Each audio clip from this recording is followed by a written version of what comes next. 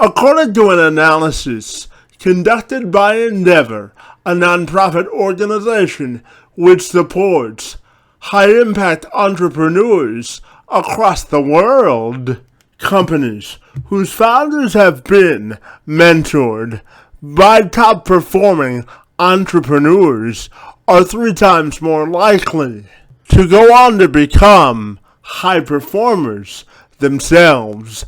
And Patrick McGuire is doing his part to ensure that the next generation of business leaders is set up on the right track to succeed. He's the founder and advisor of Empowered Entrepreneur, which manages a portfolio of companies and provides advisory and professional services to scale and grow fast, helping companies grow from 500,000 to 5 million and north of 20 million as well. The services include advisory, sales, marketing strategy, creative partnerships, fundraising, and leadership.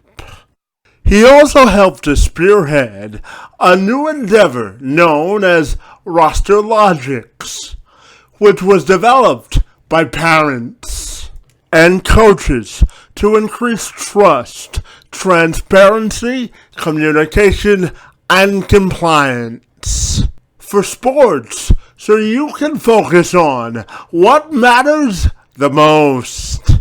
McGuire found time to spend some time with me this week to discuss his love for creating solutions for solving problems, his entrepreneurial spirit, and so much more. I'm Kevin McShann. Let's have this conversation.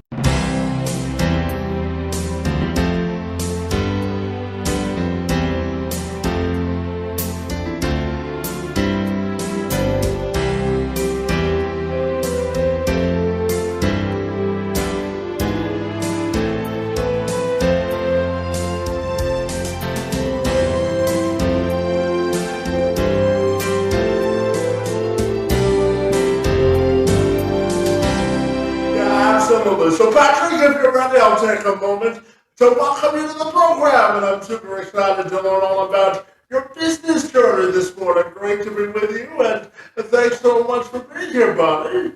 All right, let's get it going. I'm happy to be here. Yeah, absolutely. No, Patrick, you tell me that you're a lifelong creator and you're someone that likes to solve problems. So I'm wondering if we can dive into our discussion with that launching off point this morning. Yeah, I am a creator. I'm entrepreneurial. I always have been. I would say I'm completely unemployable in a good way. I like to make sure that I really do things that inspire me. I like to follow my passions. I like to help others. Those are 2 things that are important to me. I've always created content. I've always created materials. I've always created businesses right from the beginning. Even when I was in high school, I was doing things, making shirts for other people. It was kind of cool. Going into university, did the same sort of thing for the gyms that I worked at. And then going into the military, we did more shirts for our graduating class. And even from there, went on to build a few different companies. And obviously, much more successfully, I went into Empowered Nutrition, and we've grown that into an HR tech firm that I built and sold with a partner. I've helped a few fintech companies actually raise funds and get acquired. I am a board member and advisor for a couple of different accelerators, like Altitude Accelerator, as well as Futurepreneur, which is a mentorship for entrepreneurs. It keeps me young and fresh. It keeps me focused and allows me to create pathways and strategies for marketing and sales teams to execute to accomplish their goals. But at the same time, I'm a podcaster just like you. I like to create content to help entrepreneurs. I like to have conversations with people like you to be able to make a difference in somebody's life that will inspire them or just give them a nugget. But I also own Roster Logics as a partner there.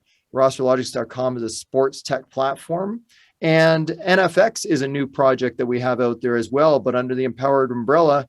we make sure we do peer groups. We stay focused on what's most important, which is helping entrepreneurs. So we do peer groups, motivational activities, things like that that keep people focused on their success. And that's how I'm always helping others. And that's how I'm always a creator. I think that sums it up, but that's a lot, eh? Yeah, that's it in a nutshell, isn't it?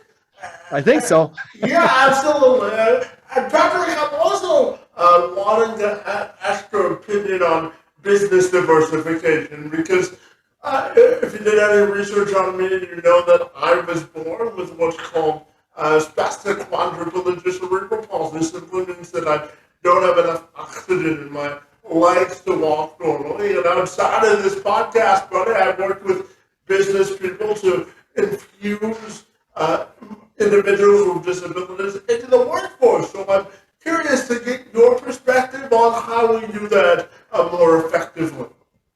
Yeah, actually, I've been really fortunate when I built the HR tech firm. And this is funny, it didn't bring this up, but it just popped in my brain. Bosma Corporation. So Bosma out of the US is actually, they're 501c, but they are a company that's corporation that's designed for inclusive development in business. And to be part of that, you have to have a compliance for screen readers. So that way they can employ individuals that have challenges with their eyesight and either hearing, so they can become more productive in the workspace. What's really cool though is I really don't care, what somebody may or may not have. I've always believed the best person for the best position gets the darn job. I don't care if you have 3 legs, 4 eyes, you're green, you come from another country, another planet, whatever it might be. If you deserve to have that job, you should have that job. And, to your point, I think what's really cool, Kevin, is you didn't ask for a job. You made a job, and your disability is now an ability, and you're empowering other people to do it and inspiring other people. So I like that. Massive kudos to you for doing that. I love what you're doing. And I like, basically, let's have this conversation. I like where it's going. Well, I appreciate that. And looking at your background and experience, I know that you're also all about business growth and helping people grow and expand their businesses to scale. So how do you think we do that effectively? Well, in that terms, I like to make sure that we look at what's your number one mission. What's your absolute mission? Or some people might call it the WIG, the wildly inspirational goal. You usually have 2 of them. One takes precedence, is number 1, number 2. And then you have 3 things to support accomplishing those goals. I like to help make sure that we as organizations stay focused on our number 1 goal.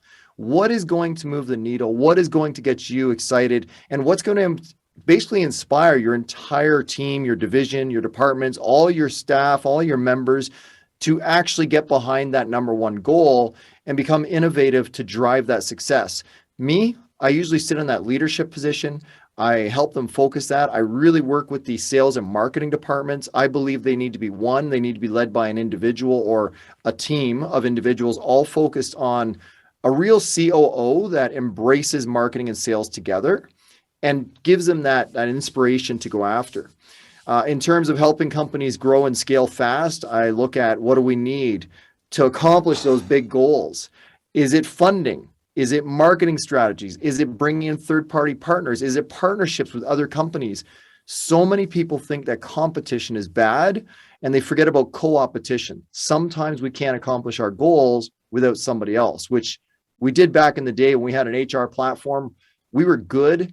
But we had a friend of ours that had an amazing performance management platform, Daniel DeBow, and we partnered with them to close deals faster. They closed more deals because they didn't have the full HR. We closed more deals because they had a cooler, more fun Ripple at the time, which became work.com, but they had a cooler, funner performance review product. That's collaboration. That's creators mentality. That's creative. And that's how we can win deals in co-opetition.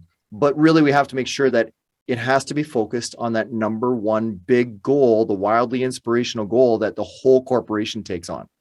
Yeah, and Patrick, based on your experience in the nutrition space and building businesses, I'm also fascinated to ask you about the explosion of options when it comes to nutrition businesses and how you think people can navigate what's best for them when it comes to building a nutrition-based business specifically? Yeah, I did get my start in nutrition back in the day with Empowered Nutrition. I helped provide 4,100 different gyms in 4 continents with personalized nutrition plans. Then we went into meal plans and supplements. It's really challenging industry now. You either got to go direct sales and use sort of an affiliate model, or you've got to go the way of the big dogs, and that is retail market and have millions and millions of dollars in advertising revenue ready to go. You've got to have that spend. It is really competitive. The main thing I would say for companies growing in that space is you have to have that one wildly inspirational goal. And to supplement that, you have to have a absolutely wild differentiator. Why is your company better? It can't just be because I have 0.5 micrograms more of this ingredient. It can't be because my bottle is prettier. And it can't be just, hey, we're a better company. That doesn't cut it anymore. And that goes for every industry I've been in HR tech, fintech, NFTs now that we're in, as well as sports tech that we're in, and podcasting. We can't just be like everybody else. We have to have something that's way more inspirational, and we have to have that differentiator. That's what I would say to the up and starting nutrition or any company. Yeah, absolutely. And I also know, Patrick, you're big on team building, ethical leadership, and developing solutions for your companies and clients. So tell me about building a sort of a community of support, or the team building process, and what that looks like for you. Yeah, I would take that from my experience. Oftentimes I like to be a solopreneur, either myself or one other partner, if you will. Small entrepreneurs, we work together, we create a great idea, we start to put the action places in, and we take it as far as we can until we know we're going to either launch or we have to have more service to support. To build the right team around you, you want to find the people that have the same values, the same, integrity. And don't get me wrong, I have failed, and many others that I've worked with have failed that category as well. They don't have the same ethics and integrity. Sometimes they do have the ethics and integrity. Where I failed is sometimes I can't deliver. And that kind of sucks because it's very stressful. It causes high anxiety and depression. I've battled with that stuff as an entrepreneur. It's up and down and up and down, and people are counting on you when you build that team. So the best thing I think we need to do to build those teams is like-minded individuals, or I'm going to steal from an old business partner of mine, plus, that's people like us. Those are the ones that have to be on your team, but they also have to have that understanding, like, things are going to be really, really difficult and things are going to be really, really exciting and fun. We're both going to ride this wave together, or the entire team will ride this wave together, and we're going to do our best to get to the future. And we want everybody to succeed. It's not just about one of us, but we need all of your input to make that happen. So build teams with people like us, plus build teams with ethics and integrity that are similar or matching of yours, or at least their values are the same. And be clear that, hey, it's not going to be easy, but we can do it together. That's what I would say on the team building. Yeah, absolutely. And I wanted to dive just a little bit deeper into roster logic, because I know you also created this with parents and coaches who wanted to increase trust, transparency, communication, and compliance, so that the people that use the organization can focus on what really matters. So I'm wondering if you could dig a little bit deeper into roster logic for me today. I would love to, of course. I'm always proud of what we do and what we accomplish. And that's one of those ones we started out of frustrations as coaches and parents ourselves. I do coach my son's hockey. I've coached other sports too, with and without my own children, non-parent coach. But Roster Logics was created out of frustration by a couple of coaches that came together, mainly in a rep hockey tryout. The process was painful. Parents weren't getting communications. The associations didn't tell the kids where they had to go play next, or where they had to try out next, or where the next skate date was, or what team their coach they were skating for. It was let's just say bad. And it's like that everywhere in every sport. We just got a call from someone in California that says, this place is a mess. I just bought the entire association. We need a solution for registrations, payments, and tryouts. So what we found was, by building an easier system that was actually user focused, end user focused, the players and parents focused, that the administrations could use provided better communications. It gave that transparency as to, is my little Johnny trying out for, AAA, or is Johnny or Jenny going to the AA skate or run or the combines? And that was able to give people a little more peace, and they knew where they were going next. And it's all pre-scheduled, so it's automated that associations, parents and players and coaches don't have to worry about it. We also enable coaches to release or reassign players. So maybe they're going for AAA, and then the coach says, well, no, I've got my roster. Thank you very much. They send an automated message that you've been reassigned to the AA sessions or the single A sessions or so forth. That helps. Just that simple communication, pre-scheduled in advance, takes the stress off the coaches, takes the stress off the associations, and gives the parents and players some insights to know where they're going next. Crazy thing is, we launched that just before COVID kicked off in Canada. And as you know, Kevin, all sports were shut down as of February. We launched February 13th officially, but by March 15th, there was no sports in Canada. So for about a year, it was very, very hard to deal with. But we made a quick pivot, and we gave associations, our clients, what they needed, which was a Shield. We call it Shield, which is a health and wellness check-in and attendance application inside. So coaches and parents and managers and trainers and the association knew who was at what arenas or what fields at what time, and they could check in advance if they were or were not going to be there, or if they answered their questions, the screenings that everybody was requiring. If they answered it and said, hey, red flag, maybe I'm not going to come to practice today, we were able to give that communication, that transparency to the coaches and the parents and the associations. And hey, if something went wrong, we were able to one-click notify all of the people on that team that might have been in that arena or that field at that time. Because don't forget, it's not just one team, it's the teams before and after as well. We could notify them that, hey, there might have been a situation you might want to check yourselves or keep it in the association. So that's kind of when we launched and where we pivoted to, and where we've grown into, which is an amazing, amazing solution for making life easier for parents, players, administrators, and coaches to deliver a great sports tech solution. Yeah, absolutely. There's nothing like maximizing efficiency, right, Patrick? Absolutely. I'm ambitiously lazy, and I like to keep it simple because sometimes I'm not the smartest guy in the room, often. I like to work my butt off and organize things and structure it and automate it. I like to say optimize, automate, and then outsource. If you can't do it yourself, get someone else that can do it. Ambitiously lazy. I'm going to steal that one, Patrick. I like that one, buddy.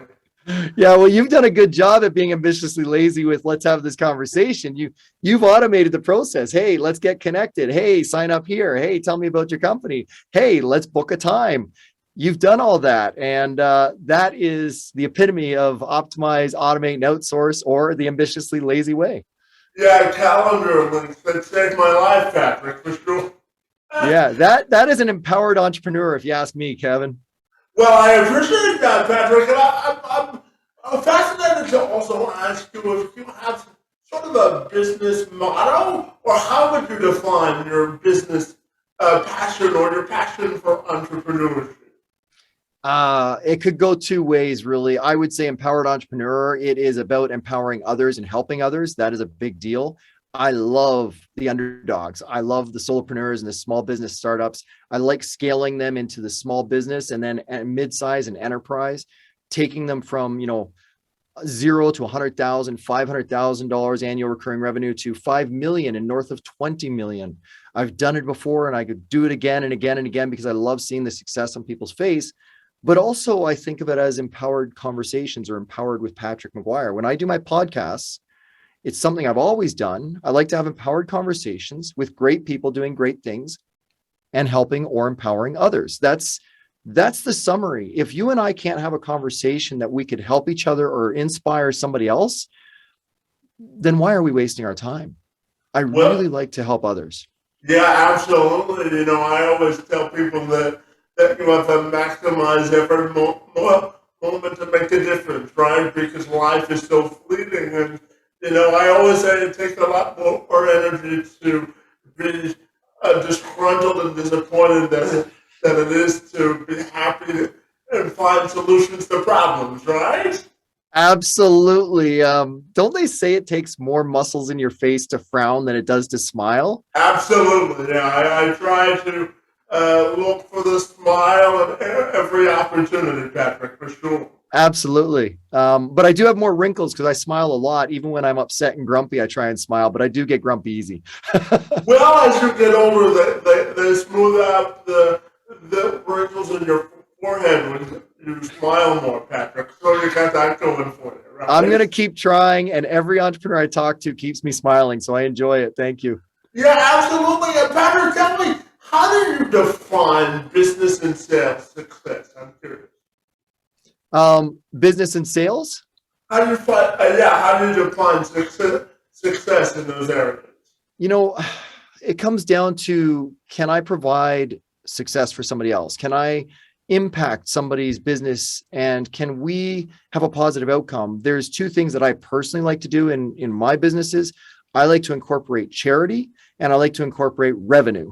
The revenue part is definitely important, but if I can get both those things mixed in together, then I'm going to be wildly successful. I'm going to be extremely happy. I'm going to smile more, frown less. I'll be less grumpy business owner.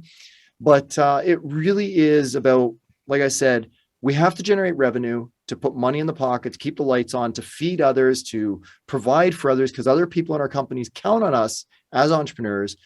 But we also want to give back. If you're not prepared to give your time, your brains like you do, and share with others, you know, can you at least give money, right? And we have to say that, hey, I don't have time to share with others, but I do have a really thriving business, and we can donate, we can make an impact, we can provide solutions or services for someone who doesn't have something.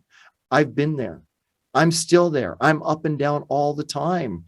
As a true entrepreneur that goes from startup to enterprise, I do really, really well, and then I don't, and that means there's times you make money and there's times you don't. And sometimes it's the goodness of others that they care and they help me to succeed to the next level, to help others and more people. And therefore, I am required. I'm a steward of money, a steward of knowledge, a steward of business. And by that, I have to give back to others. That's what makes me happy.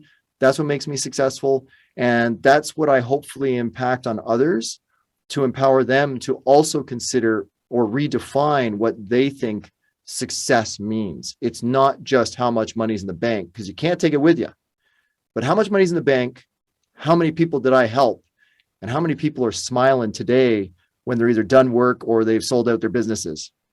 Yeah, Patrick, I always say that when you pay it forward, the rewards you get personally will multiply, won't they? Yes. And I like that, because that's exactly what you're doing. You're doing this for me. Sometimes I'm on the other side of the podcast. You're doing this today, saying, Pat, let's talk about what you're doing. And not only are you doing this for me with your podcast, but you're doing it for everybody else that might listen to a crazy guy like me. You're paying it forward, and I love it. This is the one that I feel that I can have the most impact. So I appreciate the compliment for Huge. sure. And as you had mentioned earlier, Patrick, we're both into podcasting. So I'm curious if you could share why podcasting is so important to you, and the exploding nature or advantage that it provides to business people to engage in podcasting, buddy. I'm fascinated to get your perspective. Yeah. I wanted to start podcasting in 2014 when I was exiting one of my companies, and I just didn't know how or what to do and where I would go with it, or what my message would be, what my theme would be. I've actually registered many URLs under podcast slash podcast or otherwise, and never did anything with them. In 2016, I started to framework what my podcast would be like. I really focused on the onboarding of guests, like you have done a very good job of. I never did anything. And then one of my board positions, I suggested it to the board that we need to do a podcast. And this is called Startups Transformed. You can find it on Spotify and Podbean and other places, of course, Apple and iTunes. But Startups Transformed with Altitude Accelerator was about actually featuring our clients and telling their story, to use it as a marketing tool for Altitude Accelerator, but also as a marketing tool for our clients and their successes. And in the meantime, I didn't launch Empowered Podcast or Empowered with Patrick McGuire, as we have it monikered now. But the reason I didn't launch is because I didn't want to contradict or, cross over or cause any challenges. And I felt like I had imposter syndrome. So for about 4 years, I wasn't launching it. And the Startups Transform podcast got delayed while we rebranded. In fact, I was a big part of rebranding it from Rick Center to Altitude. And, I didn't want to launch at the same time. So it's been out for a year now as Altitude Accelerator Startups Transform. And now Empowered Podcast is out. And the whole reason, going back to your question, Kevin, is that I'm doing Empowered Podcast to empower others, but it helps me bring business in. In fact, if I really thought of it this way, I've had great outreach and had great conversations with people. I'm so excited for it. And each one of those conversations have spurred new business.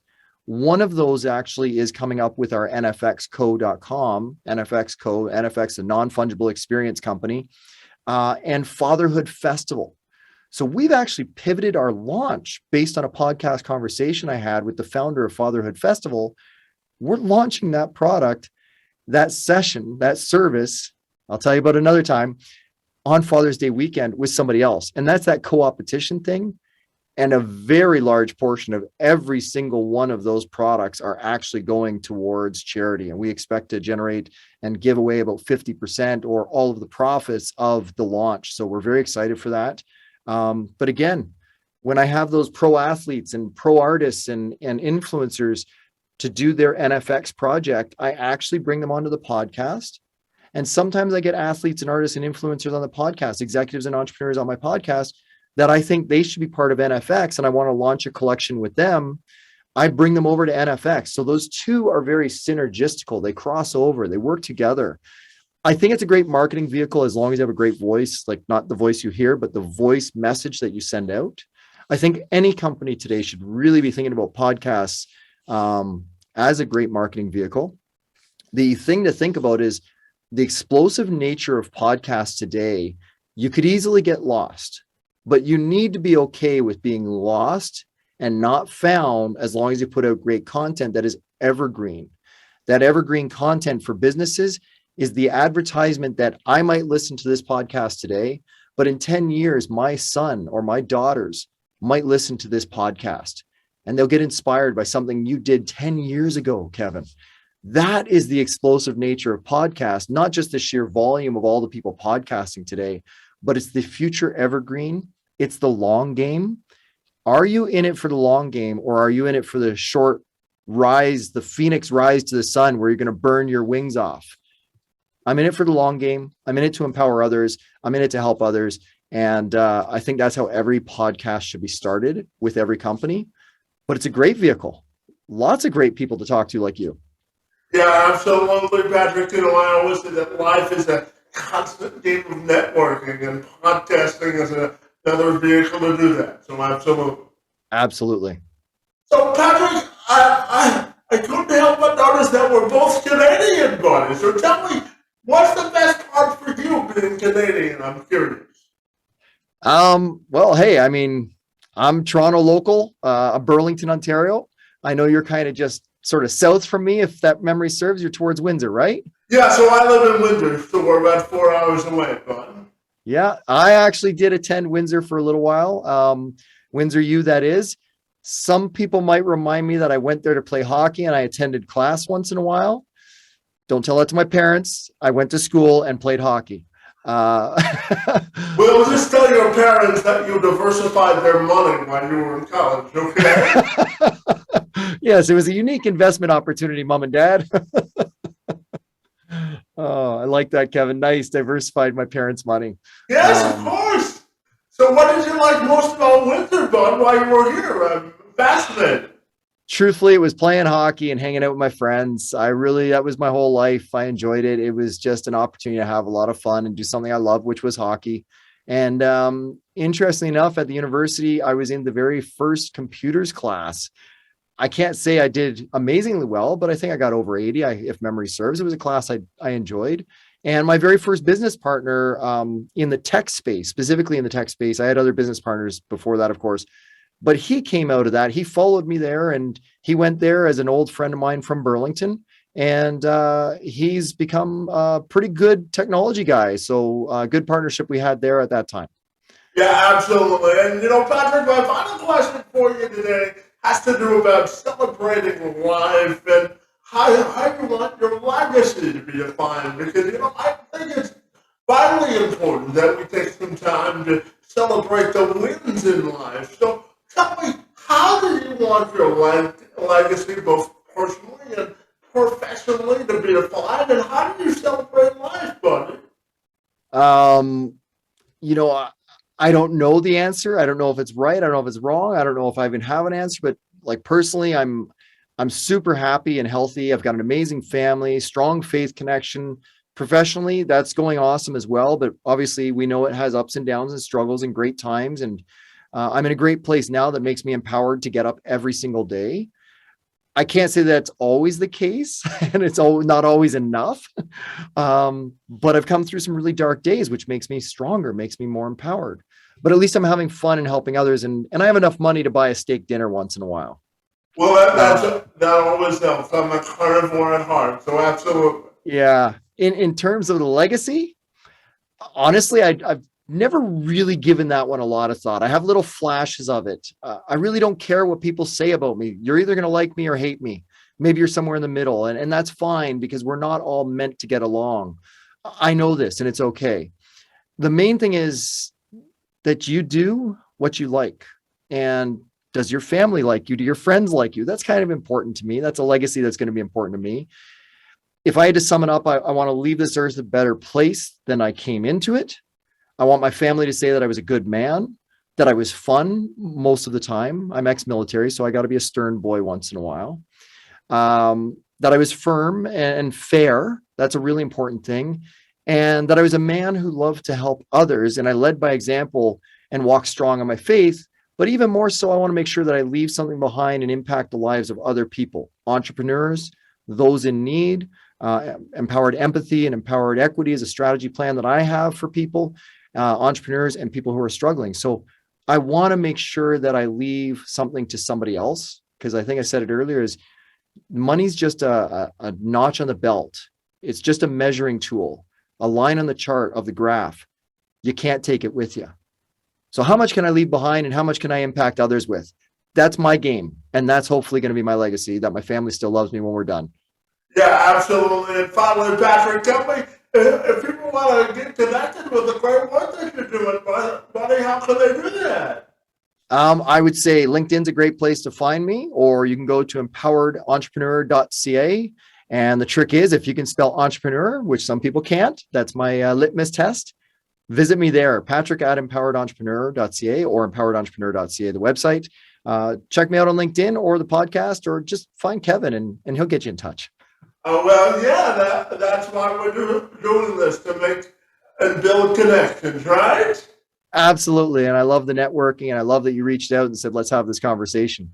Yeah, absolutely, Patrick. I want to thank you for carving out a few minutes to talk to me about business diversification and your work in entrepreneurship. Your work in the space and time on my behalf is most appreciated, and I want to thank you for engaging in conversation with me today, buddy. Thank you very much, Kevin. I really do appreciate it. And thank you for joining me and inviting me onto your podcast. I hope that I helped somebody through this conversation.